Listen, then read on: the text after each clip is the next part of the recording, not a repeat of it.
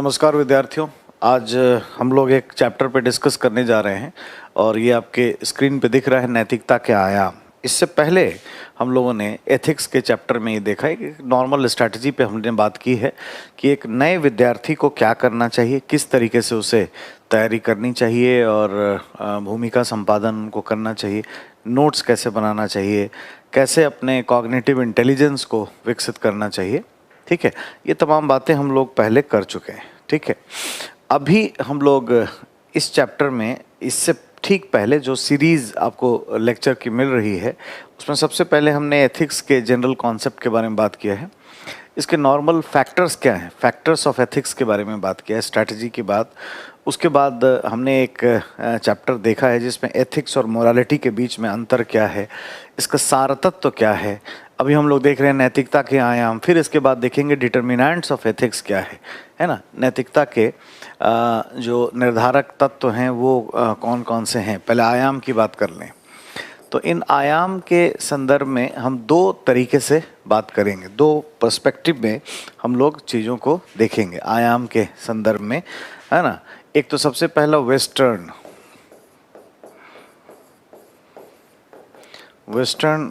परिप्रेक्ष्य में देखेंगे और इंडो भारतीय परिप्रेक्ष्य में और पश्चिमी परिप्रेक्ष्य में।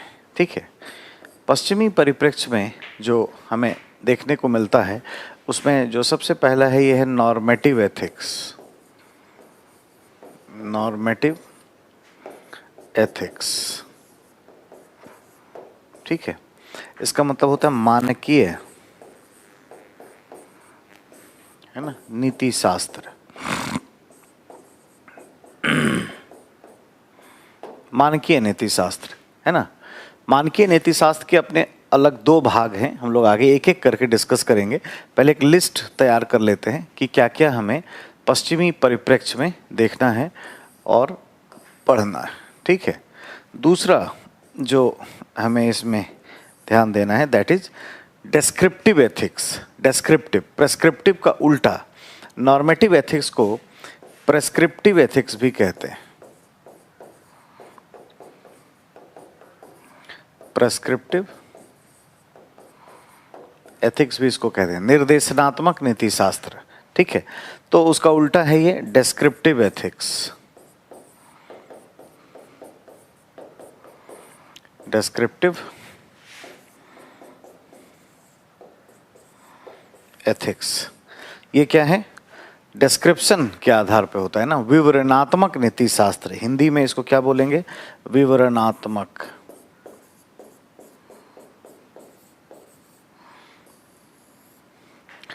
विवरणात्मक नीति शास्त्र, ठीक है, डिस्क्रिप्टिव एथिक्स, राइट। तो ये दो हमें पश्चिमी परिप्रेक्ष्य में नजर आते हैं। इसके बाद और भी मैं इधर कुछ ऊपर लिख देता हूँ। इसके अलावा हमें जो तीसरा पहलू इसमें देखने को मिलता है that is Meta ethics. Meta ethics का मतलब हुआ अधिनीति शास्त्र। अधिनीति शास्त्र एक तो ये है, और फाइनली चौथा जो है वो है अप्लाइड एथिक्स।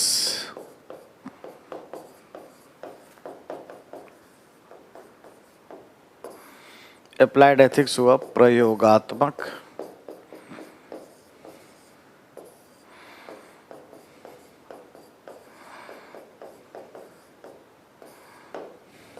नीति शास्त्र। अप्लाइड एथिक्स, प्रयोगात्मक नीति शास्त्र, है ना। पहला नॉर्मेटिव एथिक्स, दूसरा डिस्क्रिप्टिव एथिक्स, तीसरा जो है मेटा एथिक्स और चौथा है अप्लाइड एथिक्स। ठीक है, ये तमाम पहलू जो हैं हमें पश्चिमी परिप्रेक्ष्य में देखने को मिलते हैं। ठीक है, ये इंडियन पर्सपेक्टिव में हमें कुल मिला करके जो कुछ पढ़ना है वो हम देखेंगे, है ना। ये जो है तीन विषय हमें यहाँ पे पढ़ने हैं। ठीक है, एक तो भारतीय परिप्रेक्ष्य का जो है आश्रम धर्म, आश्रम धर्म, ठीक है।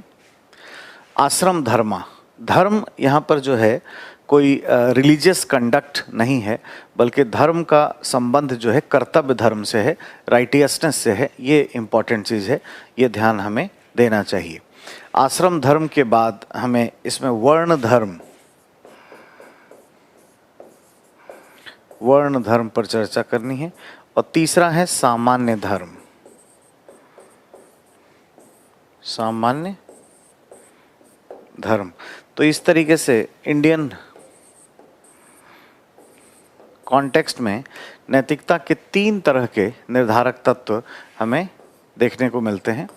इसका जो पश्चिमी परिप्रेक्ष्य जो है ये बहुत ही ज़्यादा रिच है, बहुत ही ज़्यादा फ्लोरिश किया हुआ है। हम 1 बाय 1 करके एक एक पर अभी बात प्रारंभ करते हैं अपनी, और अपनी बात को हम आपके सामने अभी रखेंगे, ठीक है। तो सबसे पहला जो है आप देख रहे हैं वो है मानकीय नीति शास्त्र, ठीक है। अगले पेज पर आ जाते हैं। ये पीडीएफ आपको यूं ही दे देंगे, आप समझने पर ज़्यादा ध्यान दीजिए, और इसके साथ आपको नोट्स मिलेंगे जो आप एप्लीकेशंस पर आप पढ़ पाएंगे, है ना, मोबाइल ऐप पर साथ में पैरेलल, है ना। तो सबसे जो पहला था पश्चिमी परिप्रेक्ष्य से था वो है नॉर्मेटिव एथिक्स,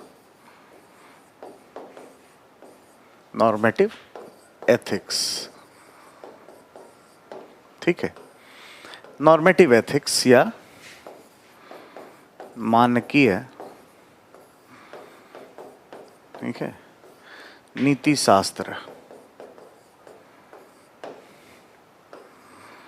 मानकीय नीति शास्त्र, ठीक है।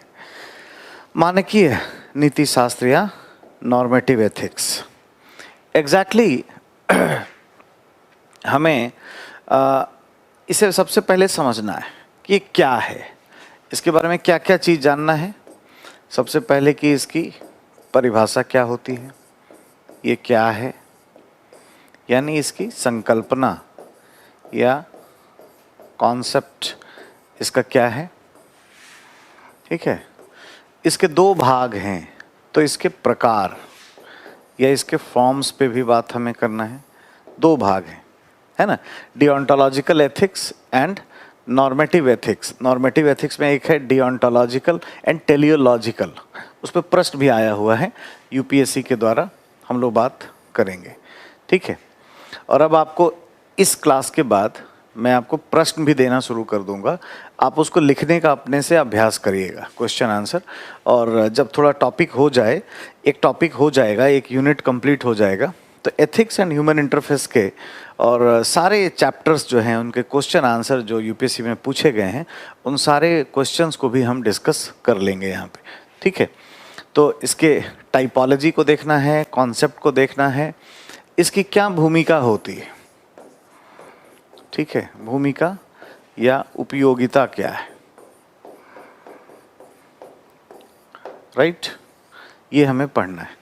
तो सबसे पहले ध्यान रखेंगे कि ये जो कॉन्सेप्ट है, संकल्पना, ये वही है जो आपको एथिक्स की परिभाषा में हमने बताया है। वो नॉर्मेटिव एथिक्स की ही इनफैक्ट परिभाषा है, और सबसे मान्य अवधारणा जो है वो यही है। इसमें ये कहा गया है कि किसी व्यक्ति के आचरण में सही और गलत का निर्धारण जो कि सामाजिक सिद्धांतों के आधार पर होता है, उसे मानकीय नीति शास्त्र कहते हैं। यानी मानकीय नीति शास्त्र नीति शास्त्र की एक ऐसी विधा है जिसमें, है ना, किसी व्यक्ति के आचरण में सही और गलत के निर्धारण पर बल दिया जाता है, ठीक है। ये हमेशा ध्यान दीजिएगा, किसी व्यक्ति के आचरण में सामाजिक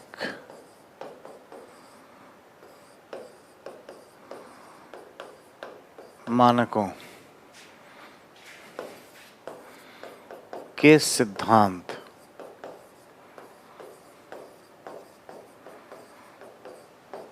के आधार पर सही और गलत का निर्धारण। ठीक है, तो ये एक ऐसी विधा है ना, नॉर्मेटिव एथिक्स,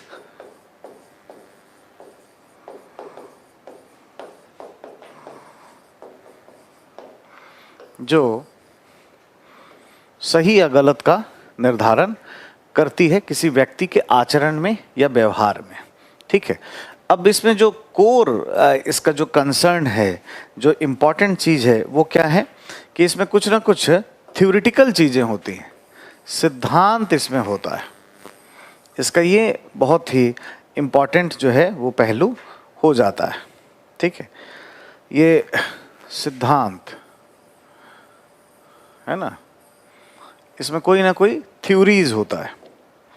और ये ध्यान रखेंगे कि अब सिद्धांत है तो सिद्धांत को संचालित करने के लिए हमारे पास दो तरीके है ना, और इसी से हम इसके प्रकार को समझेंगे, इसके टाइपोलॉजी को समझेंगे। ठीक है, सिद्धांत को हम दो आधारों पर चला सकते हैं। एक आधार सिद्धांत निर्माण का ये होगा कि भाई लक्ष्य अगर अच्छा है तो सब कुछ अच्छा है, यानी साध्य पर बल, साध्य पर बल देने वाली बात है। ठीक है, साध्य पर बल, ends is more important than means, है ना, लक्ष्य ऑब्जेक्टिव साध्य पर बल है, तो इसे हम क्या है, एंड्स कह सकते हैं, एंड्स या गोल या सॉरी ऑब्जेक्टिव्स, उद्देश्यवादी। ठीक है, लक्ष्य अच्छा तो सब अच्छा, सिद्धांत ये मान लिया जाए। अब इस पर कुछ कहानी सुनते हैं, कुछ देखते हैं। देखिए, एक रॉबिन हुड थे, है ना, रॉबिन हुड आप जानते होंगे, नाम सुने होंगे। ब्रिटेन में नॉटिंघम में, है ना, 1200 एंड समथिंग में पाया जाने वाला एक बहादुर व्यक्ति, है ना, जो रॉबिन हुड था, वो अमीरों को लूट करके गरीबों में दान करता था। उससे भी हीरो माना गया और कई बार लोग रॉबिन हुड अपना नाम रखते हैं। सलमान खान अपने आप को फिल्मों में कई बार रॉबिन हुड कह के बुलाते हैं, तो कहीं ना कहीं उसमें हेरोइज्म, एथिक्स, ये सब चीज़ें देखने को मिलती हैं। तो रॉबिन हुड की जो विचारधारा है बेसिकली वो इसी से जुड़ी हुई है। उसमें लक्ष्य अच्छा है ना, गरीबों का कल्याण, हालांकि काम खराब कर रहा है, अमीरों को लूटना, लूटना अच्छा नहीं है, लेकिन उससे मतलब नहीं है, लक्ष्य अच्छा है। ठीक है, अब इसी चीज को जिसमें साधन पर बल दिया जाता है, एक तकनीकी शब्द का प्रयोग किया जाता है, इसको कहा जाता है टेलियोलॉजिकल एथिक्स। मैं यहां लिख रहा हूं टेलियोलॉजिकल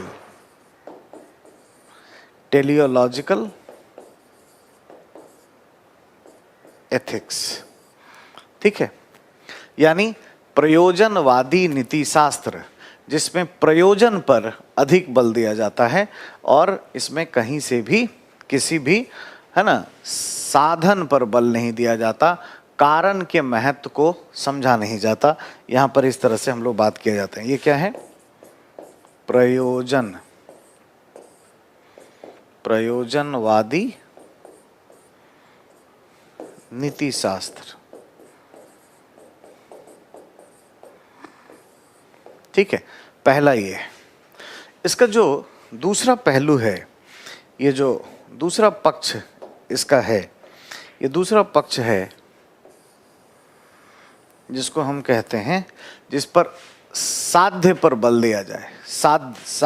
साधन के बाद साध्य के बाद साधन पर बल, साधन पर बल, यानी जिसमें मीन्स पर बल दिया जाए, MEANS, मीन्स, जो हमारे साधन है काम करने के, उस पर जब बल दिया जाए तो इसे क्या कहते हैं, हाँ, इसे डिओंटोलॉजिकल एथिक्स कहते हैं, या कर्तव्यवादी नीति शास्त्र, कि भाई कर्म पर बल है, साधन पर बल है, ऐसी चीजों पर हम यहाँ ध्यान देते हैं, इसे कहते हैं डिओंटोलॉजिकल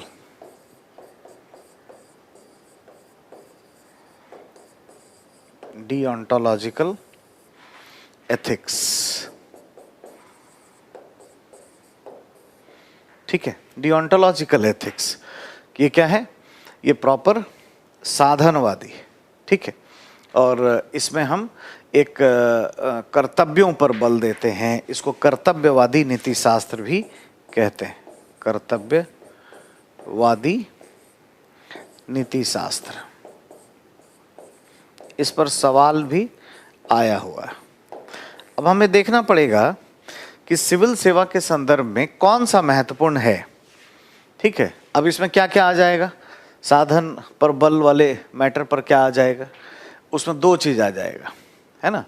एक तो कर्तव्य, राइटियसनेस जैसी चीजें, जैसे गीता के कर्म योग की विचारधारा, विवेकानंद के राजयोग की विचारधारा, ठीक है, या अरविंदो घोष के पूर्ण योग की विचारधारा, ये सब क्या है? कर्मवादी विचारधाराएं हैं।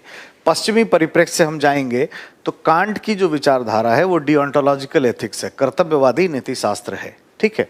तो इसमें उदाहरण के रूप में हम देखें तो हमें मिल जाएगा ये, और एग्जैक्टली क्या है, हमें दो विषय पर हम लोग बात कर रहे हैं। जो नॉर्मेटिव एथिक्स में सिद्धांत हम बनाते हैं या सिद्धांत का जो निर्माण करते हैं, इसमें एक है डिओंटोलॉजिकल एथिक्स, यानी ये क्या है? कर्तव्यवादी, कर्तव्यवादी नीति शास्त्र, ठीक है। जो दूसरा पक्ष है इसका, ये है टेलियोलॉजिकल एथिक्स, टेलियोलॉजिकल एथिक्स, ठीक है, यानी प्रयोजनवादी नीति शास्त्र, ठीक है, प्रयोजनवादी नीति शास्त्र। और इसमें लक्ष्य पर बल दिया जाता है। यहां क्या है? साध्य महत्वपूर्ण है, साध्य पर बल, प्रयोजन पर बल या लक्ष्य पर बल, और यहां पर क्या है? साधन पर बल, ठीक है। अब ये जो कर्तव्यवादी विचारधारा, इसमें क्या क्या चीजें आएंगी? तो जैसे गीता, इसका कर्म योग का सिद्धांत आ सकता है, ठीक है। इसमें कांट की विचारधारा आएगी, कांट की नैतिक इच्छा की जो विचारधारा है, मोरल विल, हम लोग पढ़ेंगे आगे, वो इसमें शामिल हो जाएगा, ठीक है। इसमें विवेकानंद के, है ना, राजयोग की विचारधारा भी आ जाएगी, हम लोग बात करेंगे इस पर भी, ठीक है। मोरल थिंकर्स में प्रयोजनवादी विचारधारा में क्या आएगा? उपयोगितावाद, उपयोगितावाद, ठीक है। यूटिलिटेरियनिज्म, उपयोगितावाद, इसमें क्या है? Greatest happiness of greatest numbers at a time, है ना, एक समय में अधिक से अधिक लोगों के कल्याण की बात इसमें की जाती है। तो ये अपने आप में जो है यूटिलिटेरियनिज्म, ये अपने आप में बेसिकली अच्छा माना जाता है साध्य के आधार पर, क्योंकि साध्य अच्छा है, अधिक से अधिक लोगों का कल्याण, ये लक्ष्य इसमें छुपा हुआ है, ठीक है। एट द सेम टाइम इसमें सुखवाद की विचारधारा भी आ जाएगी, हेडोनिज्म, जर्मी बेंथम और जेस मिल ने दिया है। सुखवाद में दूसरों के सुख में ही सुख का अनुभव करना। तो हेडोनिज्म, यूटिलिटेरियनिज्म, ये सभी चीजें क्या हैं? प्रयोजनवादी नीति शास्त्र के तहत देखने को मिलेंगी। अब ये दो भाग हमारे पास हैं। नॉर्मेटिव एथिक्स ये कहता है कि सिद्धांत के आधार पे हम सही या गलत ठहराएं। तो अब वो सिद्धांत हम कर्तव्य को लेकर के देखें या उद्देश्य को लेकर के देखें, हम साधन को लेकर के देखें या साध्य को लेकर के देखें, ये बड़ा इसके लिए महत्वपूर्ण हो जाता है। तो नॉर्मेटिव एथिक्स ने हमें ये दो तरह का आधार दिया। अब ये देखना है हमें सिविल सेवा के संदर्भ में अगर बात करें, ठीक है, जब भी कोई केस स्टडी आए तो आप हमेशा कर्तव्यवादी विचारधारा पर बल दीजिएगा। सिविल सेवा में ये महत्वपूर्ण है, ठीक है। सिविल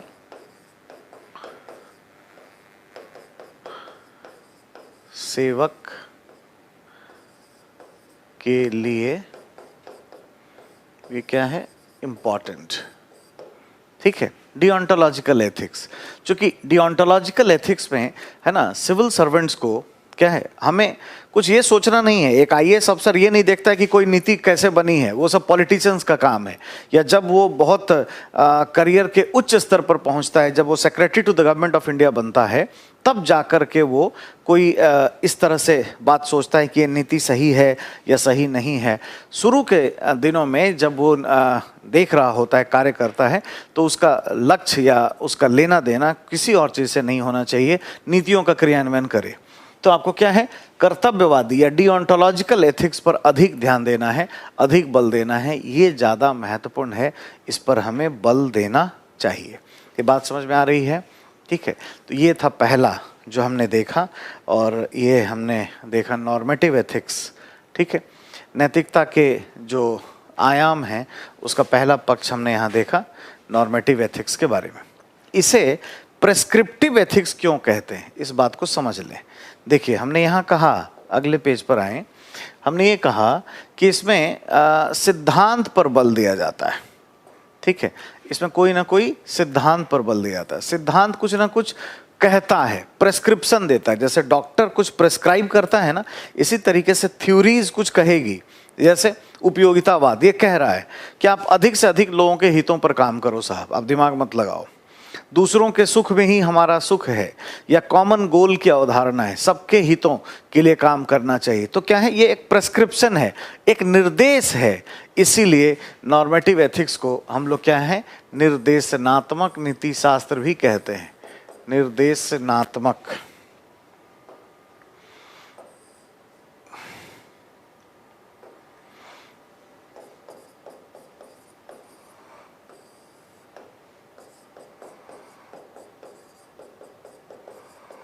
ठीक है, निर्देशनात्मक नीति शास्त्र भी इसे कहा जाता है, या प्रेस्क्रिप्टिव एथिक्स भी इसे कहा जाता है, क्योंकि ये कुछ ना कुछ कहता है, कुछ ना कुछ आदेश देता है, निर्देशन देता है, इसलिए इसको प्रेस्क्रिप्टिव एथिक्स हम लोग कहते हैं। अब हमें ये देखना था कि इसकी भूमिका या उपयोगिता क्या है। नॉर्मेटिव एथिक्स के बारे में हमने क्या देखा, कॉन्सेप्ट ये क्या है, इसके टाइपोलॉजी को देखा। तो दो तरह के हमें इसमें प्रकार नजर आए। एक हमें नजर आया डिओंटोलॉजिकल एथिक्स, और दूसरा है टेलियोलॉजिकल एथिक्स। इसकी भूमिका क्या है या उपयोगिता क्या है? ठीक है, अगर नॉर्मेटिव एथिक्स नहीं होता तो हम काम अच्छे से नहीं कर पाते। नॉर्मेटिव एथिक्स ही है जिससे हम बहुत अच्छे तरीके से भूमिका संपादन कर पाते हैं। नॉर्मेटिव एथिक्स के होने से ही क्या सही है या सही गलत का निर्धारण कैसे किया जाना चाहिए, ये हमें देखने का अवसर इससे प्राप्त होता है। एक नए पेज पर आ जाते हैं और अपनी बात को यहाँ पर देखते हैं। एक नया पेज ले लेते हैं। नॉर्मेटिव एथिक्स या मानकीय नीति शास्त्र, हमें क्या देखना है, इसकी यूटिलिटी क्या है, उपयोगिता क्या है। ठीक है, क्या क्या ये करता है, इसकी उपयोगिता हमें देखनी है, जाननी है। ये अगर नहीं होता, मतलब अगर नॉर्मेटिव एथिक्स नहीं रहता, तो हम जान नहीं पाते, हम कोई चीज़ें फिक्स नहीं कर पाते जिसके आधार पे सही या गलत बता पाएँ। जैसे कुछ सही बताने के लिए हमें कुछ मानकीकरण तो होना चाहिए, मानक तो होने चाहिए। जैसे बड़ों का आदर करना एक मानक है, तो उसके आधार पे हम किसी को कहते हैं कि ये बड़ों का आदर नहीं किया तो ये गलत कर रहा है। यानी कुछ तो मानक, सिद्धांत, ऐसी चीज़ें होनी चाहिए हमारे जीवन में जिससे हम कन्फ्यूजन से बाहर आ पाएँ, सही गलत के बीच में हम फैसले कर पाएँ। ये तो बहुत ज़रूरी है जानना, ये मोस्ट इम्पॉर्टेंट है, इसके बिना तो संभव ही नहीं हो पाएगा। तो ये क्या करता है कि मानव का मार्गदर्शन करता है। किन अर्थों में? सही और गलत क्या है, या सही और गलत, इसकी जो है व्याख्या कैसे करनी चाहिए, किन आधारों पर हम बताएं कि ये बात सही है और ये बात गलत है। तो एक ये बहुत बड़ी भूमिका है, इसके बिना संभव नहीं था। इसने हमें कुछ महत्वपूर्ण थ्योरीज दे दिए जिसके आधार पे हम कार्य कर सकते हैं। बड़े अच्छे इन्होंने सिद्धांत हमें बताए, ठीक है। इसने नैतिकता को बृहद परिप्रेक्ष्य में सोचने का अवसर दे दिया, है ना। इसने विचार करने के क्षेत्र को बड़ा किया, ठीक है। स्पैन ऑफ एनालिसिस को इसने बड़ा किया। ये अपने आप में बड़ा महत्वपूर्ण है। इसके बिना हम व्याख्या नहीं कर सकते थे, इतना डिटेल से देख नहीं सकते थे, ठीक है। और इसने जो प्रकार दिया टेलियोलॉजिकल एथिक्स और डिओंटोलॉजिकल एथिक्स, इसके आधार पर हम ये जान पाते हैं डिटेल से कि किस परिस्थिति में कौन सा जो है वो सही माना जाएगा। ये बड़ा इम्पॉर्टेंट है अपने आप में, ठीक है। परिस्थिति के अनुरूप परिस्थिति की बेहतर व्याख्या ये करने को देता है ना। इसका भी ये समझबूझ विकसित करता है। हालांकि अप्लाइड एथिक्स किसी सिचुएशन को डेप्थ में एनालाइज करता है, लेकिन ये ध्यान रहे ये अप्लाइड एथिक्स नहीं है। ये परिस्थिति का विश्लेषण नहीं करता, परिस्थिति की व्याख्या को किसी सिद्धांत के आधार पर सही गलत बताता है। इसमें जो है थ्योरीज लेकर के चलता है कि किस किस सिचुएशन में कौन सा सिद्धांत इंपॉर्टेंट होगा, कौन सा सिद्धांत इसमें बेहतर होगा, इस पर बल दिया गया है। ये ध्यान देने लायक पहलू है, ठीक है। तो हमें ऐसी चीज़ों को लेकर के चलना चाहिए। और सिचुएशन के मामले को इसने सिचुएशन को थ्योरीज से जोड़ने का काम किया कि इस सिचुएशन में ये सिद्धांत, इस सिचुएशन में ये सिद्धांत, यानी कब टेलियोलॉजिकल एथिक्स पे काम करें और कब डिओंटोलॉजिकल एथिक्स पे काम करें, कब हम लक्ष्यवादी नीति शास्त्र पर चलें और कब हम साधनवादी नीति शास्त्र पर चलें, इस पर इसने बल दिया है। ये बड़ी व्याख्या है, इन्होंने बहुत बड़ा रोल प्ले किया है, ठीक है।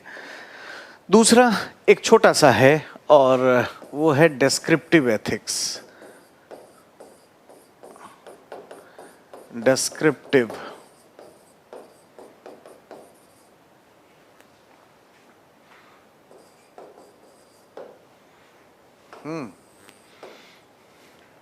तो निर्देशनात्मक नीति शास्त्र के बाद ये क्या है,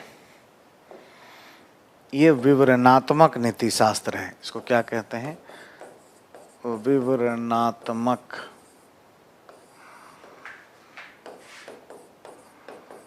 नीति शास्त्र, ठीक है, जो है विवरण देता है। ये क्या है, देखिए ये एक ऐसी विधा है, ठीक है, ये एक ऐसी नई विधा है, ऐसी विधा, ठीक है, जो एक मतलब एक स्ट्रीम ऑफ द एथिक्स है।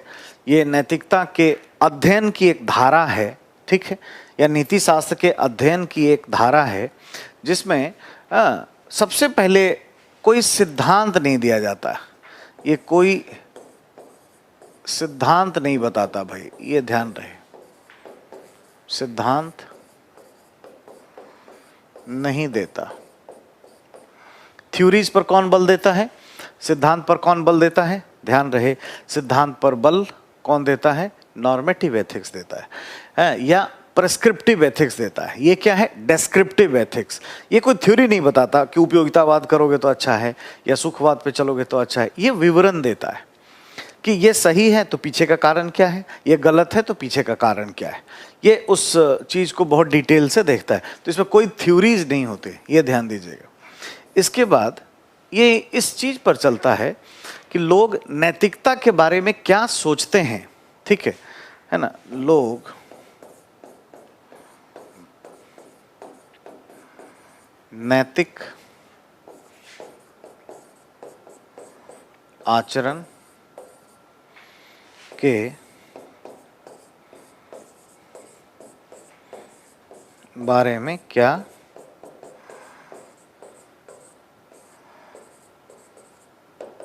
सोचते हैं।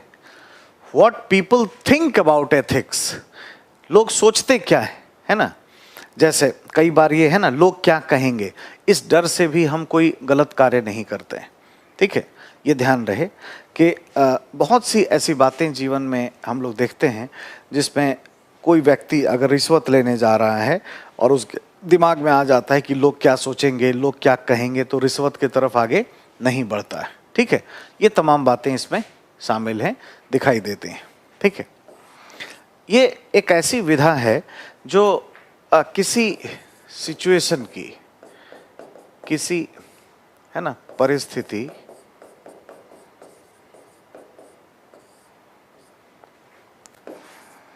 के व्यवहार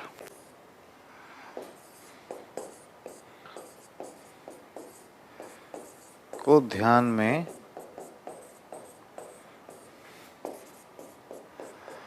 रखते हुए व्याख्या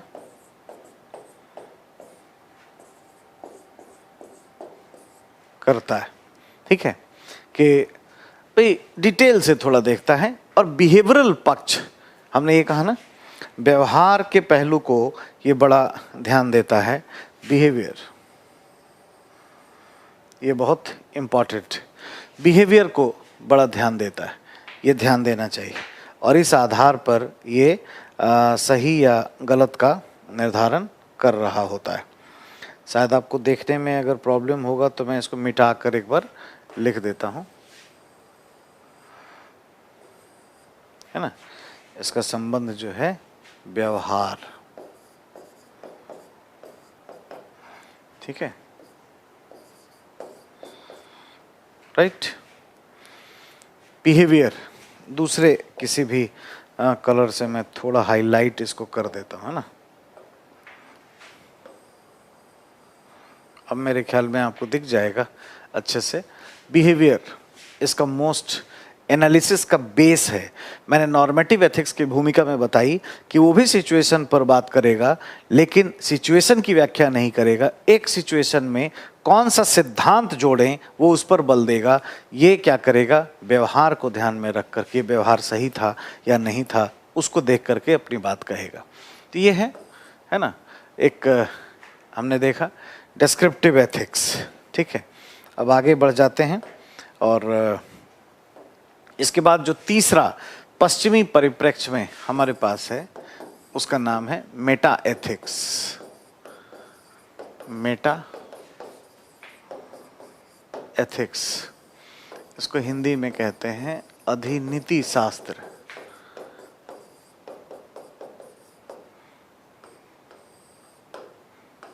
ठीक है, ये ध्यान रहे कि अधिनीति शास्त्र या मेटा एथिक्स ये नीति शास्त्र की सबसे नई, सबसे गहन और बहुत ही मॉडर्न, एनालिटिकल, स्कोलास्टिक नेचर की, बहुत बौद्धिक क्षमता से युक्त ये एक धारा है जो अपनी बात को अलग तरह से कहता है। तो सबसे पहले इसमें भी हम लोग बात करेंगे कि ये क्या है। ये भी एक विधा है। विधा, विधा का क्या मतलब हुआ, स्टडी ऑफ, है ना। एक ग्रुप है या एक विचारों का समूह है, ठीक है, या एक थीसिस है, अभिधारणा है, ठीक है, जो अपनी बात को अलग तरह से कहेगा। यहाँ पर भी क्या है, सिद्धांत को महत्व तो नहीं दिया गया है, सिद्धांत को ये नहीं मानता है, सिद्धांत पर बल नहीं देता है। यानी नॉर्मेटिव एथिक्स के विपरीत में भी ये है। आरएएस की परीक्षा में, राजस्थान की भी परीक्षा में 50 शब्दों में आपसे पूछा जा सकता है कि नॉर्मेटिव एथिक्स और मेटा एथिक्स के बीच अंतर बताइए। या मान लीजिए 15 में भी वहाँ पूछते हैं और अगर आ जाए कि मानकीय नीति शास्त्र और अधिनीति शास्त्र के बीच अंतर बताएं, तो सिर्फ इतना कह देना है, 15 शब्दों में ज़्यादा जगह नहीं है कहने को, कि मानकीय नीति शास्त्र सिद्धांतों के आधार पर किसी आचरण को सही गलत करता है, जबकि अधिनीति शास्त्र सिद्धांतों पर बल नहीं देता। ये नई नई शब्दावलियों के आधार पर कार्य करता है। ठीक है, तो थ्योरीज पर ये बल नहीं देता। मानकीय नीति शास्त्र ये अलग है, अलग टाइप का है ना। इसमें क्या किया जाता है कि सबसे पहले यही पता करने का प्रयास किया जाता है कि नैतिकता ही अपने आप में क्या है। जैसे क्या होता है कि जैसे हम कहते हैं किसी को कि भाई सुंदरता, ये सुंदर है, तो हम कोई मानक लेके चलते हैं और फिर उस आधार पर वो सुंदर है या नहीं है वो हम कहते हैं। जैसे किसी की नाक पतली है, गोरा रंग है, इत्यादि इत्यादि, तब हम कहते हैं कि हाँ जी ये बड़ा मतलब बहुत ही ब्यूटीफुल है। लेकिन अगर हम यही पता करने चले जाएं कि सुंदरता ही अपने आप में क्या है, what beauty in is it self, what aesthetics in is it self, तो हम क्या करेंगे, इनसे ऊपर उठ जाएंगे और फिर हमें पता चलेगा कि नहीं, beauty lies in the eye of beholders. देखने वालों के नज़र में सुंदरता होती है। और लैला मजनू, ये सब कितनी सारी फिल्में बनी, क्या आप देखते होंगे, तो बहुत से ऐसा आपको लगेगा कि ये तो उतना सुंदर नहीं है, फिर भी कैसे इसके फेरे में इतना ये पड़ा। ठीक है, तो ये थोड़ा सा डेप्थ में जा कर के बात करता है। तो जैसे नैतिकता के लिए कोई सिद्धांत लिए और कह दिए कि सही है या गलत है, ये उनमें से नहीं है। ये सिद्धांत विधांत नहीं लेता है, पहले क्लियर हो गया। ये क्या करेगा, नैतिकता ही अपने आप में क्या है इसका शोध करता है। इसमें इस बात के शोध पर बल दिया जाता है, रिसर्च पर यह बल दिया जाता है कि what ethics is in itself, है ना। नैतिकता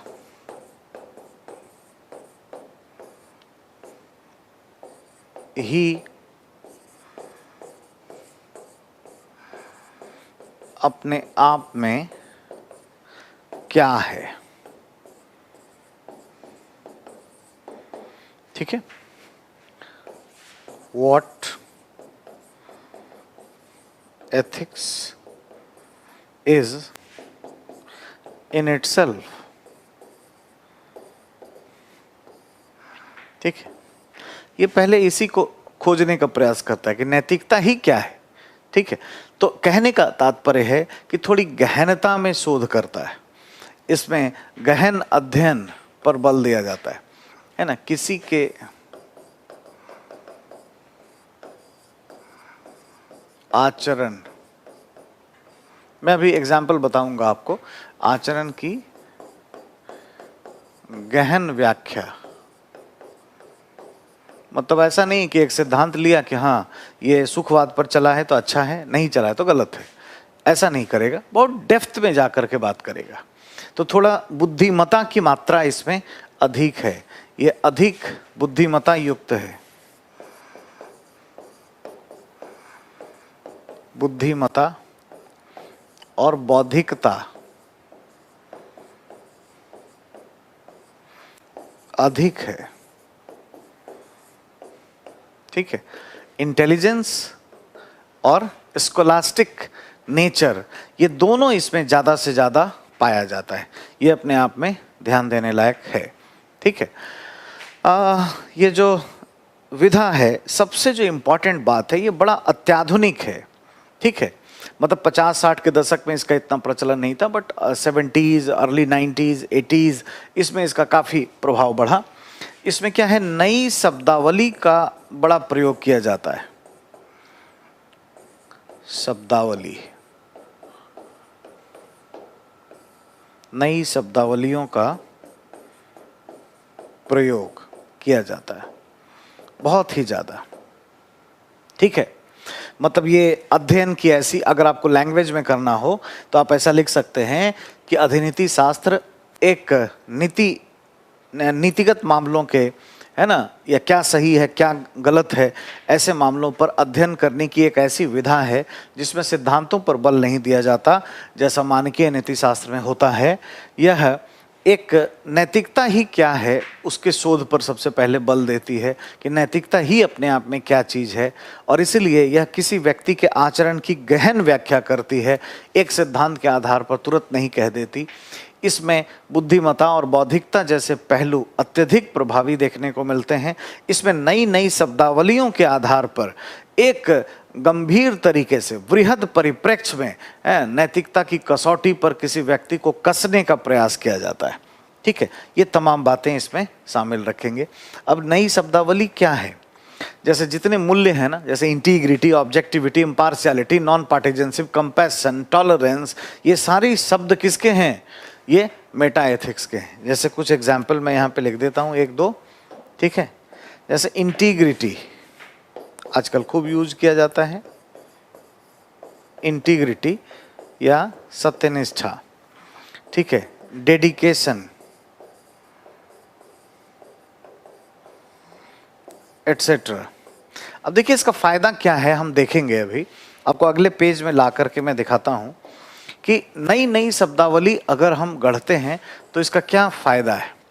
अगर हम नए वोकैब्स, नए मूल्य को ढूंढते हैं तो इसका लाभ क्या है। जैसे पुराने जमाने में एक हम लेते हैं, किसको कहा जाता था? भ्रष्ट किसको कहा जाए? करप्ट। कोई व्यक्ति करप्शन में है तो इसको क्या माना जाएगा? पहले परंपरागत तरीके से सिंपल कि अगर वो ब्राइबरी में नहीं है, रिश्वत नहीं लेता है, अगर रिश्वत नहीं, रिश्वत नहीं है तो ये मिस्टर एक्स है। ये यहाँ पे देखिए मुस्कुरा रहे हैं, ये मिस्टर एक्स। इनको कहा गया कि भाई ये रिश्वत नहीं लेते हैं, यानी ऐसे व्यक्ति भ्रष्टाचार से दूर हैं, इनको क्लीन चिट मिल गया, नैतिक है। अब नहीं होगा। नए शब्दावली, नए शब्द, न्यू वर्ड्स उसको गलत ठहरा देंगे। ठीक है, कैसे होंगे? जब हम देखने लगेंगे नए तरीके से। जैसे ठीक बात है कि ये रिश्वत नहीं लेता है, मान लिया, लेकिन इसमें इंटीग्रिटी नहीं है। इंटीग्रिटी नहीं है, नो इंटीग्रिटी। इंटीग्रिटी क्या है? बिना बाहरी दबाव के भूमिका संपादन मतलब नहीं करना चाहिए। किसी व्यक्ति को बिना बाहरी दबाव के कार्य करना चाहिए, बाहरी दबाव में कार्य नहीं करना चाहिए। ये बात इसमें शामिल है। तो लेकिन ये व्यक्ति रिश्वत तो नहीं लेता है, लेकिन राजनेताओं का पिट्ठू है। जैसे मंत्री का फोन आता है, इसका हवा निकल जाता है, तो ये अच्छा नहीं माना जाएगा, नैतिक नहीं माना जाएगा। ये कैसे पकड़ में आया? मेटा एथिक्स से पकड़ में आया। अब एक नया चीज लेते हैं, ये सब पढ़ना है अलग अलग, आगे पूरा का पूरा चैप्टर है। इंटीग्रिटी पे एक पूरी क्लास होगी, हम लोग बहुत डिटेल से इस पे चर्चा करेंगे। आज तो बस बात कर रहे हैं इसके कॉन्टेक्स्ट में। ऑब्जेक्टिविटी, इसको कहते हैं निष्पक्षता। ये क्या है? सत्यनिष्ठा। ये क्या है? निष्पक्षता। ठीक है, निष्पक्षता। निष्पक्षता या ऑब्जेक्टिविटी ये कहती है कि कभी भी कोई कॉमर्शियल प्रैक्टिसेस हो तो किसी भी लोक सेवक को कोई ठेकेदारी करने में या किसी भी खरीद बिक्री के मौके पर उसको क्या करना चाहिए जी?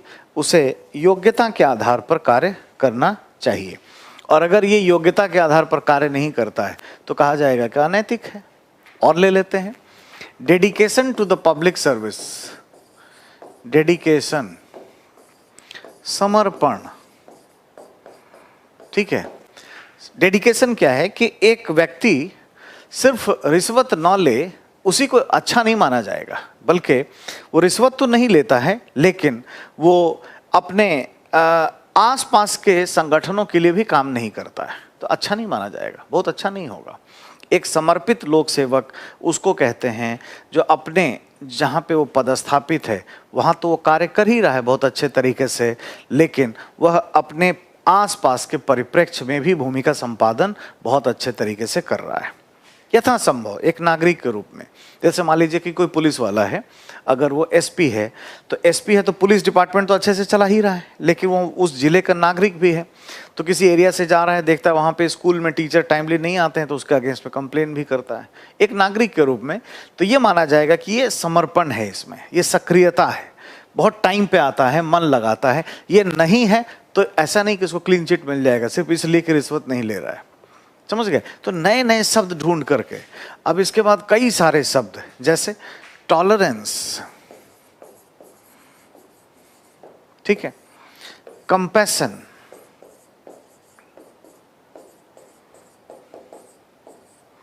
ठीक है, और इसके बाद परानुभूति, एम्पैथी।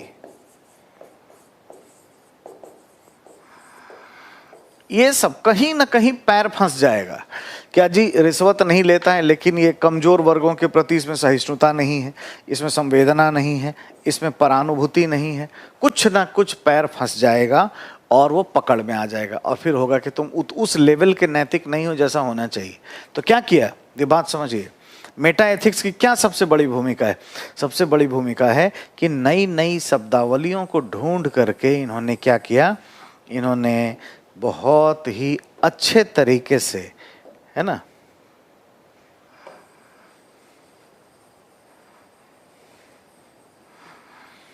क्या कर दिया, नई शब्दावलियों को ढूंढा और बहुत बेहतर तरीके से एक अधिकारी के आचरण में धीमी गति से लगातार सुधार करने के लिए एक मानकीकरण, सीढ़ियां दे दिए, स्टेप बाय स्टेप।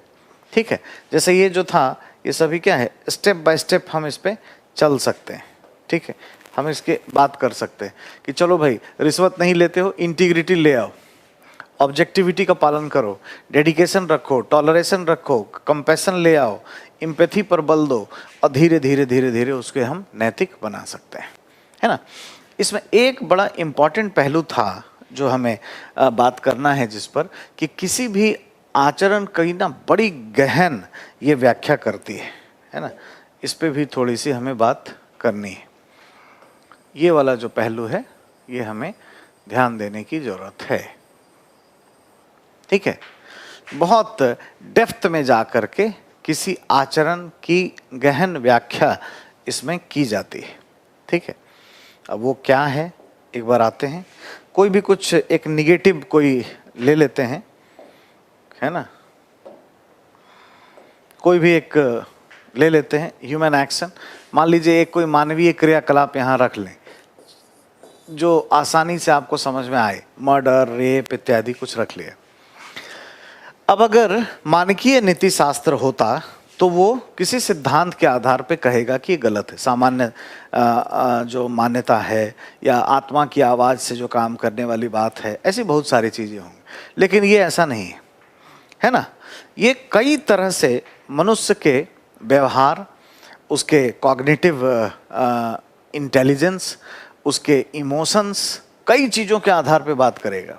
जैसे अगर रेप जैसा अगर कोई ह्यूमन एक्शन है, मानवीय क्रियाकलाप है, ये सही है या गलत है, तो कितने आधार पर होगा। ठीक है, तो सुनिए क्या क्या होगा, just hang the rapist,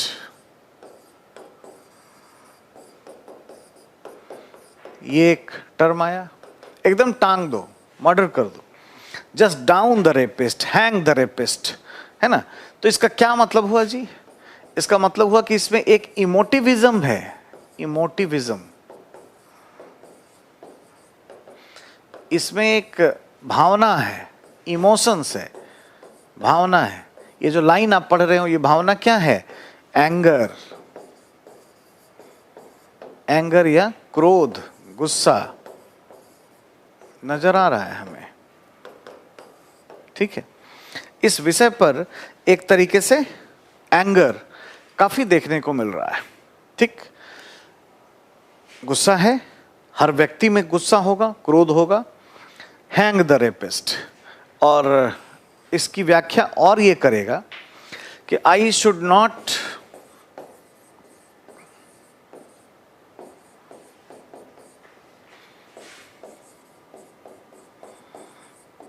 support the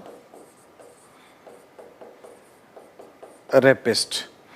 मुझे ऐसे बलात्कारियों का कोई सपोर्ट नहीं करना चाहिए। मतलब ये डायलेमा है, दुविधा है। इस दुविधा से भी निकाल रहा है। एक तरफ इमोटिविज्म, ये भी कहता है कि ये गलत चीज है जी, है ना। क्रोध, हमें किसी चीज पर क्रोध कई बार अच्छा भी होता है ना। भगवान राम भी पहले समुद्र को बोले कि जाने दो यार, जाने दो, ऐसा ऐसा हमारी वाइफ को लेके भाग गया है, रास्ता नहीं दिया तो निकाला ब्रह्मास्त्र, समुद्र तुरंत सामने। तो क्रोध कई बार अच्छा होता है। तो ऐसे ही जगह पे क्रोध करना चाहिए, ये कह रहा है। मतलब ये अच्छा चीज नहीं है। I should not support the rapist. मतलब हम कई बार अपने वचनों में या बहुत आइडियल हो जाते हैं, बहुत ह्यूमैनिस्ट हो जाते हैं, उससे बचने का प्रयास करता है। यानी इसमें क्या है, दुविधा समाधान बताया गया है। ठीक है। इतना ही नहीं, इसमें यह कहा जाएगा डोंट रेप। तो ये एक तरह का क्या है, निर्देश है ना, निर्देशन है। इसने नॉर्मेटिव एथिक्स को भी रेंज में ले लिया, प्रेस्क्रिप्टिव एथिक्स को भी रेंज में ले लिया। डोंट रेप, मत करो। ठीक है। ये कैसे होगा, सामान्य धर्म की अवधारणा है। अगर बात करें सामान्य धर्म, बचपन से, जन्म से ही, है ना, शुभता के आधार पर, गुडनेस के आधार पर जो सिखाया गया है हमें, उसमें कहीं भी ये करने को सिखाया नहीं गया। इसलिए मना कर रहा है कि ऐसा मत करो। ठीक है।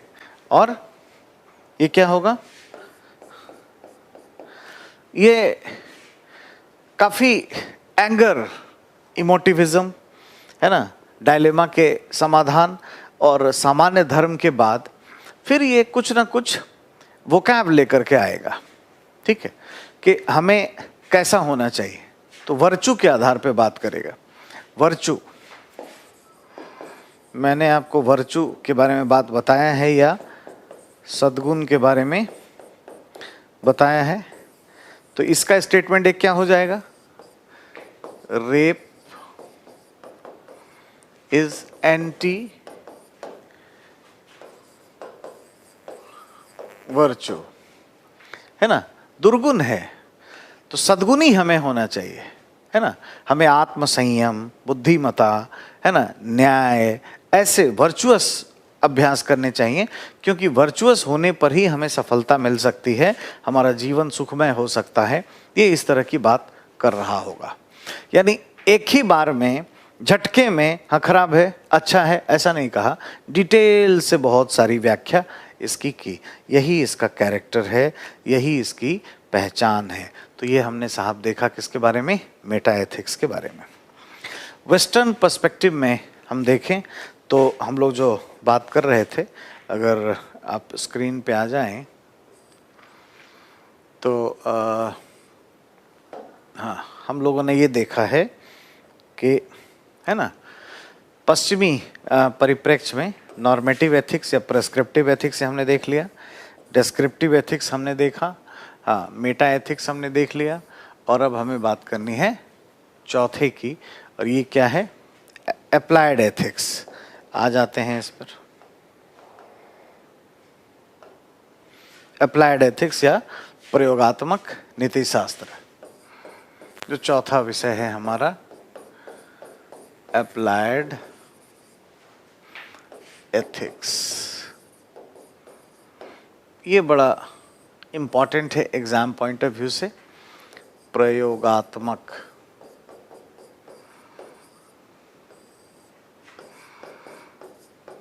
नीति शास्त्र। ठीक है। ये नीति शास्त्र के अध्ययन की एक ऐसी विधा है जहां सिद्धांत पर बल नहीं दिया जाएगा। सिद्धांत का पक्ष नहीं करता है ये।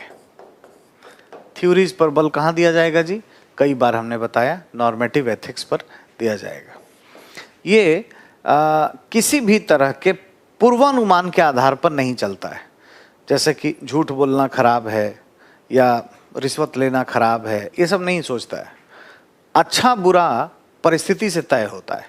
ये देखेंगे हम लोग, सही क्या है या गलत, सही या गलत, ये क्या है? परिस्थिति से तय होगा। इसमें सिचुएशन देखा जाएगा।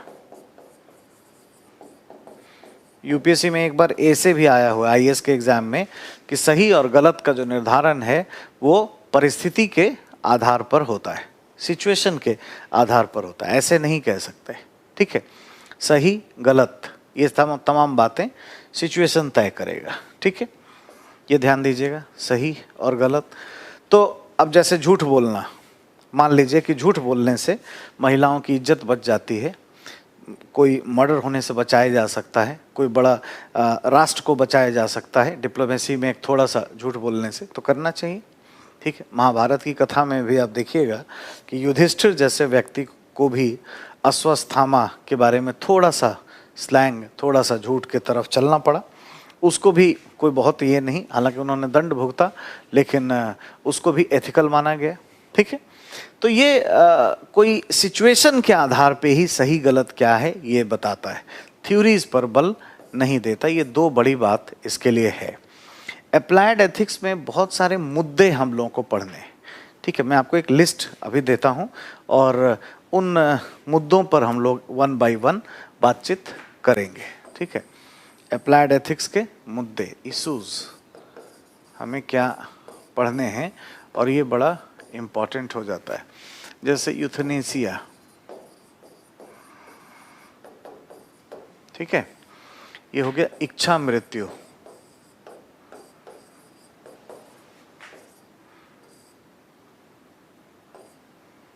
ठीक है, इच्छा मृत्यु, राइट। दूसरा एबॉर्शन या भ्रूण हत्या। ठीक है, मॉब लिंचिंग,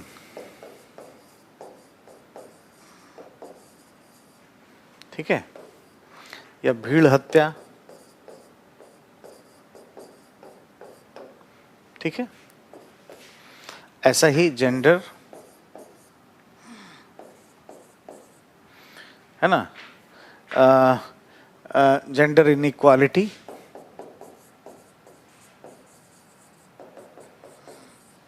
या लिंग भेद।